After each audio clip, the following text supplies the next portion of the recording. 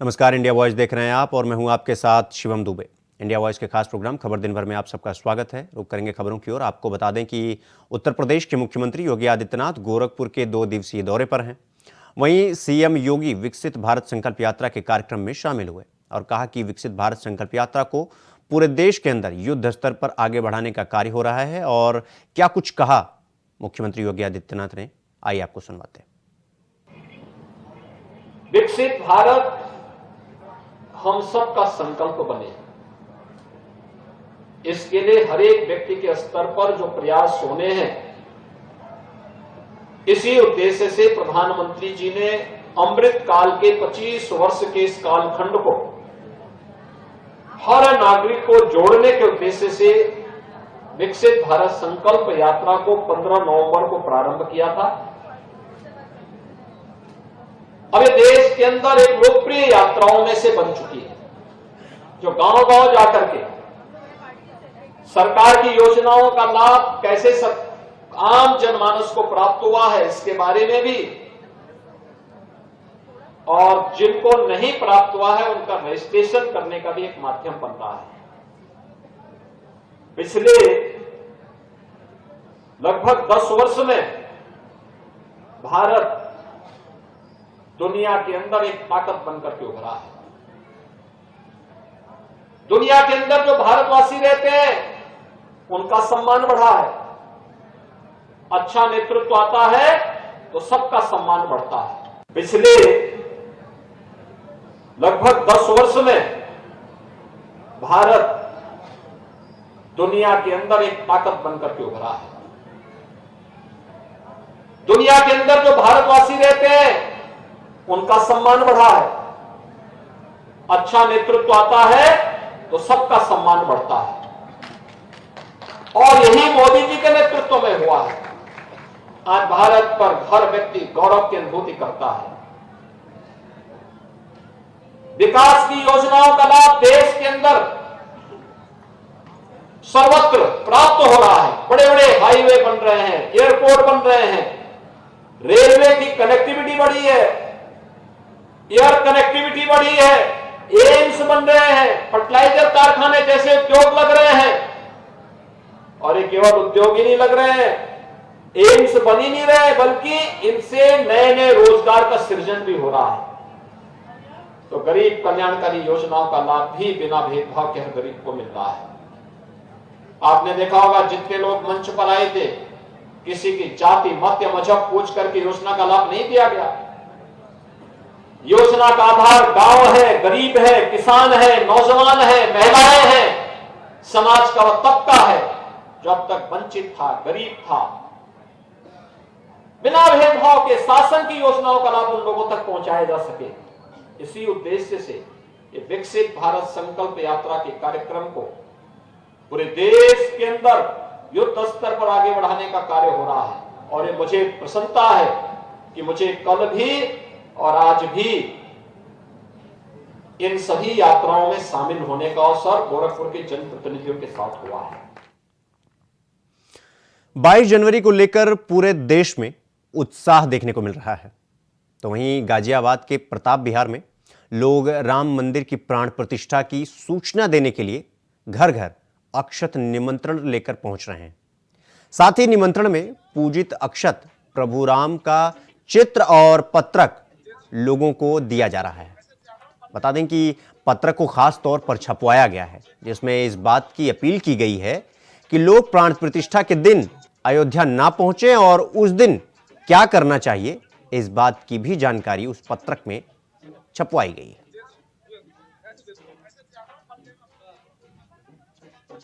अयोध्या में श्री राम मंदिर का निर्माण कार्य पूरा हो चुका है और 22 जनवरी को इसका देश के प्रधानमंत्री नरेंद्र मोदी जी इसका लोकार्पण करने जा रहे हैं। और अयोध्या से एक अक्षत लेकर लोग घर घर जा रहे हैं। हम जानना चाहेंगे कि यहाँ के स्थानीय निवासियों की क्या पूरा मामला है। आप घर घर जा रहे हैं, ये क्या चीज है? ये अयोध्या से पूजित अक्षत निमंत्रण है, जो अभी नव निर्माणित श्री राम मंदिर जो बना है उसके लिए घर घर निमंत्रण है। तो जैसे से ये राम मंदिर अब जब बन गया है, बनने जा रहा है, उसका लोकार्पण होने वाला है, उसके लेकर आप लोगों में कितनी खुशी है? बहुत ज्यादा, बहुत पूरा जन जन खुशी है। जय श्री राम, जय श्री राम। हमारे दर्शकों को ये समझिए अक्षय चावल किस तरीके से लोगों को बांटा जा रहा है और उनको क्या संदेश दिया जा रहा है? अक्षय चावल का मतलब है शांति का संदेश है। ये सब प्रेम भाव से अयोध्या एक बार धाम में दर्शन करने जरूर जाएं। निमंत्रण पत्र है, यहाँ निर्माण हो चुका है, क्या आप अपने परिवार के साथ वहाँ जाएंगे? हाँ, जरूर जाएंगे। और हम आशा करते हैं सभी भारतवासियों से कि जिस प्रकार राम राज्य आया था और राम राज्य में सभी लोगों ने सकारात्मक भूमिका निभाई थी, सभी लोग एक दूसरे से प्रेम करें, एक दूसरे के प्रति नकारात्मक सोच न रखें, अपने अपने देश का विकास करें, अपने ब्लॉक का विकास करें, दूसरे को गिराने की न सोचे। जिस प्रकार श्री राम ने हमेशा दूसरों का साथ दिया और सबको आगे बढ़ाने का साथ दिया, हमेशा अपनी प्रयत्न करें कि सबका साथ हो, सबका विकास हो और देश के विकास भी हो। हम यही चाहते हैं सभी भारतवासियों से। जय श्री राम। हमारे साथ अन्य लोग भी हैं, हमारे साथ अन्य महिला भी हैं इस कार्यक्रम में शामिल है, क्या कहना चाहिए? देखिए, मैं तो यही कहना चाहूंगी, श्री राम जी आज वापस अपने घर आ रहे हैं, अपने महल में पधार रहे हैं और इसकी खुशी हम इससे लगा सकते हैं कि जब हमें इतनी खुशी थी तो उस टाइम पर अयोध्या वासियों को कितनी खुशी होगी। और इस टाइम पर भी पूरे भारतवर्ष में ये जो शुभ दिन मनाया जा रहा है 22 जनवरी को, और मुझे लगता है कि ये शायद विश्व की सबसे बड़ी दीपावली के रूप में मनाया जाएगा। और हम हमेशा यही चाहेंगे कि हमारे सनातन धर्म को, क्योंकि सनातन एक धर्म नहीं है, ये एक जीवन शैली है और हमें इसको आगे बढ़ाना चाहिए कि हम कैसे अपने जीवन को जी सकते हैं। हमें ये राम जी के जीवन से प्रेरणा लेनी चाहिए। ये थे हमारे स्थानीय लोग जो घर घर जाके अक्षय चावल बांट रहे हैं और प्राण प्रतिष्ठा अयोध्या मंदिर का के लिए लोगों को आग्रह करने में। गाजियाबाद से प्रवीण कुमार। वहीं खबर मुरादाबाद से है, जहां शहरी इलाके में शोभा यात्रा निकालते हुए पूजित अक्षत और पत्रक वितरित किए जा रहे हैं। दुकानदारों को पूजित अक्षत वितरित किए जा रहे हैं। बता दें कि मंडी चौक क्षेत्र के व्यवस्थम बाजार में शोभा यात्रा निकाली गई। वहीं गाड़ी को राम रथ बनाकर शोभा यात्रा निकाली जा रही है और शोभा यात्रा में सैकड़ों की संख्या में राम भक्त भजनों और जयकारा लगाते हुए रैली में शामिल हो रहे हैं।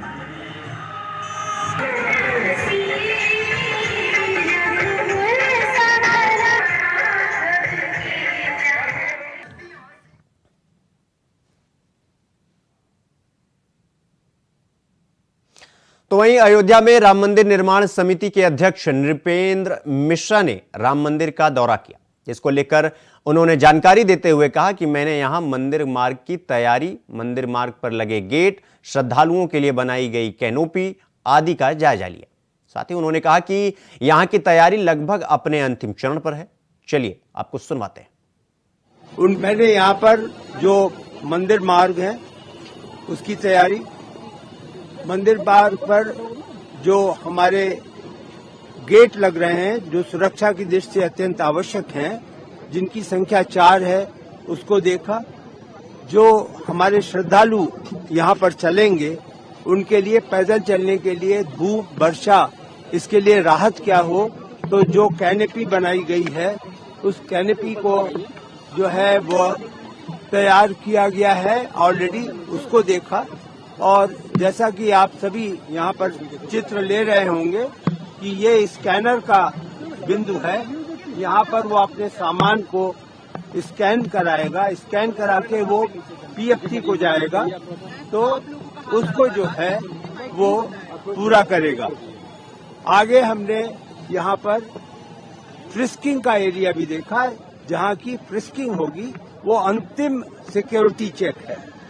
उस सिक्योरिटी चेक के बाद फिर वो सीधा जा सकेगा परकोटा पे, परकोटा से आगे वह जाएगा और सीढ़ियों को चढ़ के, जिनकी संख्या 33 है, वो सीढ़ियों को चढ़ करके, जहाँ पे कि आपको मालूम है कि अभी स्थापित भी हो गए हैं, आप उसको देख सकेंगे दूर से, वहाँ पर गज द्वार बन चुका है, सिंह द्वार बन चुका है और उसके ऊपर हनुमान जी और गरुड़ जी आशीर्वाद देते हुए वो भी स्थापित हो चुके हैं।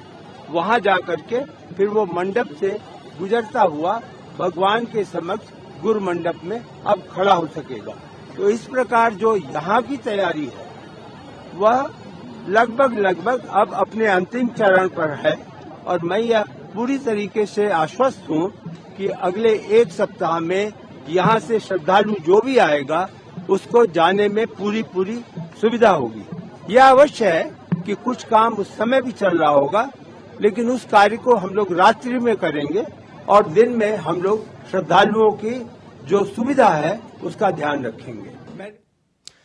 तो वहीं समाजवादी पार्टी की सांसद डिंपल यादव का एक बड़ा बयान सामने आया है, जहां उन्होंने कहा कि मुझे सूचना मिली है कि घर घर दीपक जलाने का संदेश आया है।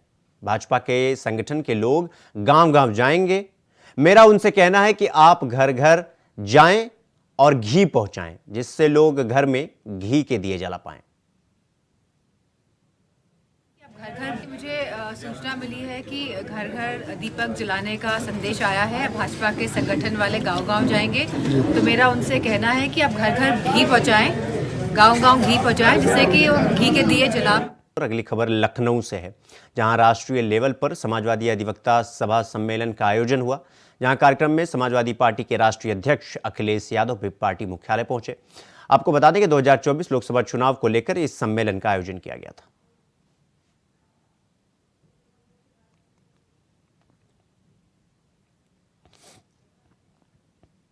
वहीं 22 जनवरी को श्री राम के प्राण प्रतिष्ठा कार्यक्रम तक ARM रोडवेज की बसों में रामधुन बजेगा।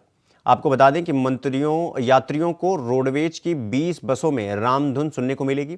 वहीं ARM अधिकारियों ने रोडवेज बसों में फिल्मी गाने बजाने पर प्रतिबंध लगा दिया है और 22 जनवरी तक म्यूजिक सिस्टम के माध्यम से रामधुन बजाने के निर्देश दिए गए।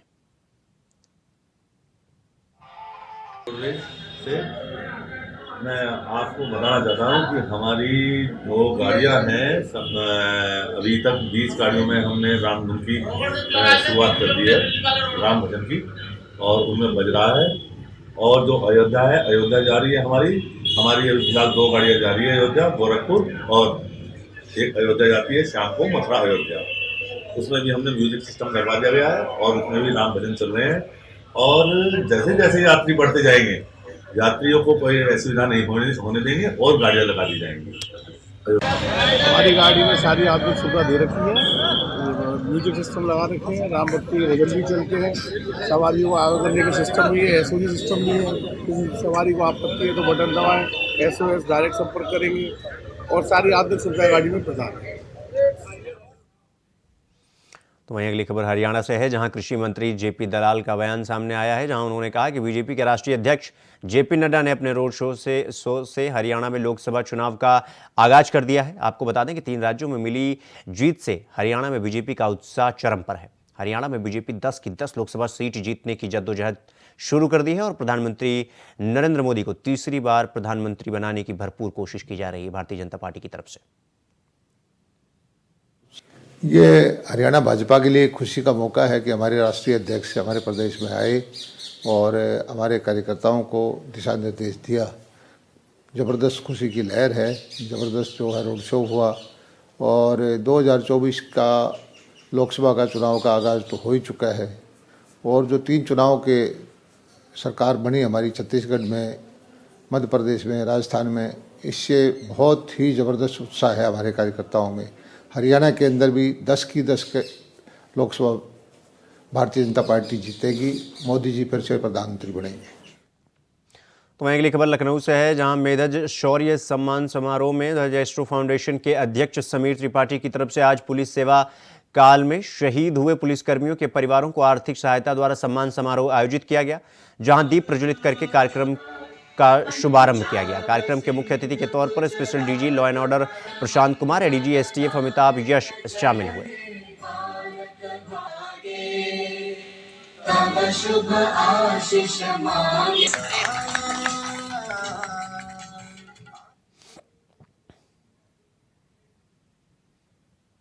तो वहीं खबर हरियाणा के पट्टी से है, जहां पट्टी के वार्ड नंबर 2 में कुछ युवकों ने घर में घुसकर एक गर्भवती महिला को गोली मारकर मौत के घाट उतार दिया। आपको बता दें कि मृतक की पहचान सुनीता के रूप में हुई है, जो 4 महीने की गर्भवती थी। इस दौरान मृतक की सास ने बताया कि उसके बेटे राजे का स्थानीय बॉबी नाम के युवक से झगड़ा हुआ था, जिसका कल शाम आरोपी ने राजीनामा कर लिखा था।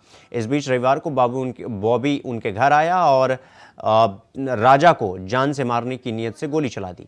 इस गोलीबारी में राजा की पत्नी सुनीता की उनको गोली लगी, जिससे उसकी मौत हो गई। साथ ही सूचना मिलते ही मौके पर पहुंची पुलिस ने शव को कब्जे में लेकर पोस्टमार्टम के लिए भेज दिया।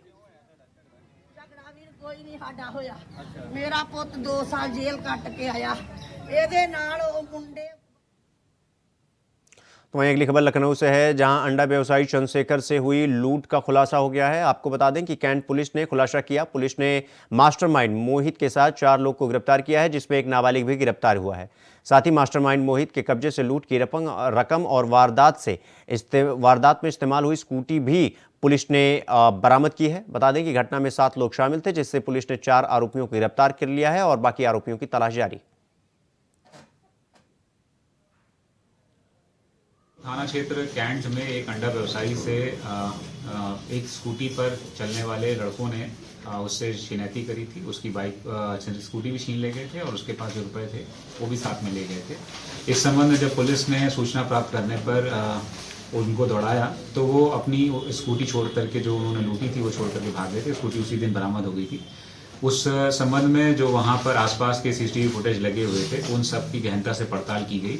तो उसमें एक महत्वपूर्ण बिंदु ये मिला कि जिस जगह से अंडा व्यवसायी जहाँ से लाश उसने डिलीवरी करी थी और वहाँ से पैसा लेकर के आ रहा था, वहाँ पे काम करने वाला एक लड़का, इसमें उसकी फोटो हमें उसके फुटेज में दिखाई पड़ी, जिससे हमें शक हुआ कि इसमें मुखबिरी शायद उसके द्वारा की गई हो। वो लड़का मोहित कुमार है, जिसकी गिरफ्तारी की गई है। जब मोहित कुमार को उठा करके उससे पूछताछ की गई तो उसने पूरी प्लानिंग बताई कि किस प्रकार से घटना की गई। मोहित कुमार राजा और बिच्छू नाम के 2 अपराधी हैं, जिनके ऊपर पूर्व से लूट के और छिनैती के मुकदमे लिखे गए हैं। वहीं अगली खबर लखनऊ के सुहानी खेड़ा से है, जहां भीषण सड़क हादसे में कार में फंसे कई लोगों का पुलिस और फायर की टीम ने रेस्क्यू किया है। रेस्क्यू किए गए लोगों को अस्पताल में भर्ती कराया गया।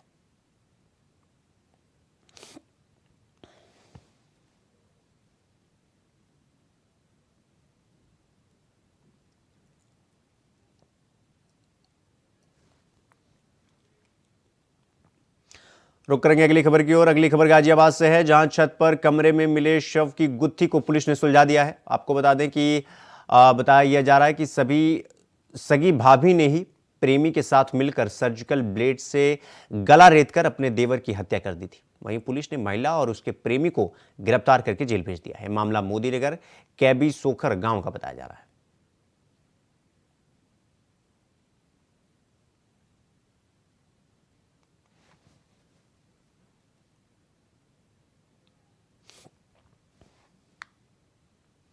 तो वहीं सादिक नगर देश की राजधानी दिल्ली में जब से दिल्ली नगर निगम में आम आदमी पार्टी की सरकार बनी है, तब से दिल्ली नगर निगम में कई बड़े अहम बदलाव किए जा रहे हैं। दिल्ली की मेयर डॉक्टर शैली ओबराय ने जब से मेयर पद की जिम्मेदारी संभाली है, तब से वह जगह जगह दौरा कर रही हैं और पिछले कई वर्षों से दिल्ली नगर निगम में चली आ रही कमियों को दूर करने के लिए तमाम कोशिशें भी की जा रही हैं। दिल्ली में लोगों के द्वारा दिए जाने वाले कर को बढ़ाने के लिए दिल्ली नगर निगम की ओर से एक नई योजना की शुरुआत की जा रही है। आपको बता दें कि जिस योजना का नाम सहभागिता है, इसी क्रम में दिल्ली में नगर निगम सेंट्रल जोन के द्वारा आज दिल्ली के सादिक नगर स्थित एमसीडी कम्युनिटी सेंटर में सहभागिता दिवस मनाया गया।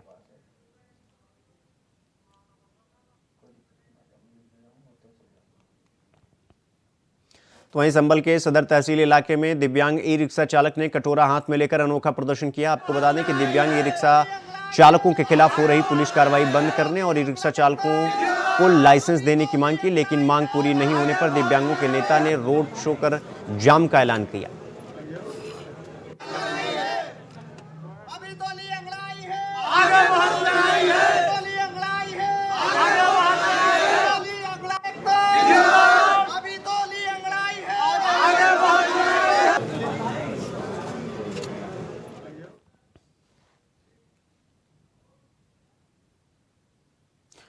तो वहीं फतेहपुर के थाना बकेवर के पहाड़ीपुर इलाके में घर के बरामदे में सो रहे बुजुर्ग की धारदार हथियार से हत्या कर दी गई। आपको बता दें कि अज्ञात बदमाशों ने घर में घुसकर हत्या की, जिसके बाद इलाके में हड़कंप मच गया। हालांकि मौके पर पहुंची पुलिस ने मामले की जांच पड़ताल शुरू कर दी है।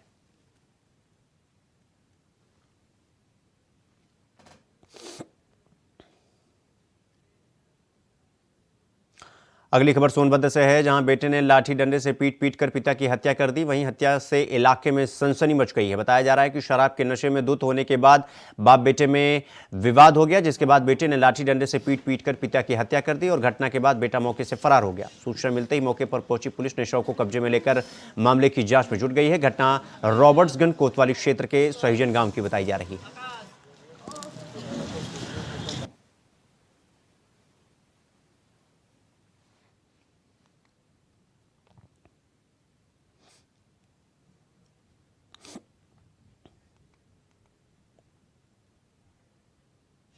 ये रामराज नामक व्यक्ति है जो अपने परिवार के साथ यहाँ पर किराए पर रह रहा था। रात में किसी समय ज़्यादा दारू पी कर आया। दारू पीने की वजह से उसके लड़के के साथ कुछ कहासुनी हुई। उसके लड़के संतोष द्वारा उसको डंडे से मार दिया गया। सिर में चोट आने की वजह से मर गया है। ये बताया जा रहा है कि थोड़ा सा वो मानसिक रूप से विकसित था। तो वहीं अगली खबर अलीगढ़ से है, जहां धान बेचकर लौट रहे किसान के रुपए चोरी हो गए। आपको बता दें कि कैटर की कैबिन में रखे 9 लाख रुपए चोरी हो गए। वहीं रुपए चोरी करके अज्ञात चोर फरार हो गए। मामला उपरकोट कोतवाली इलाके के कमला मोड़ की बताई जा रही है।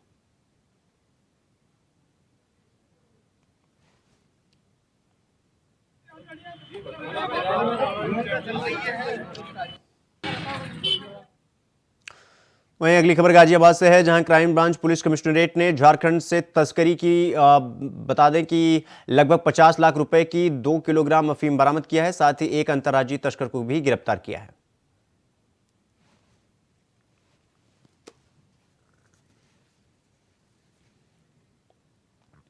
खबर दिन भर में फिलहाल अभी के लिए बस इतना ही। देश दुनिया की तमाम खबरों को देखने के लिए देखते रहिए इंडिया वॉइस। मुझे दीजिए इजाजत। नमस्कार।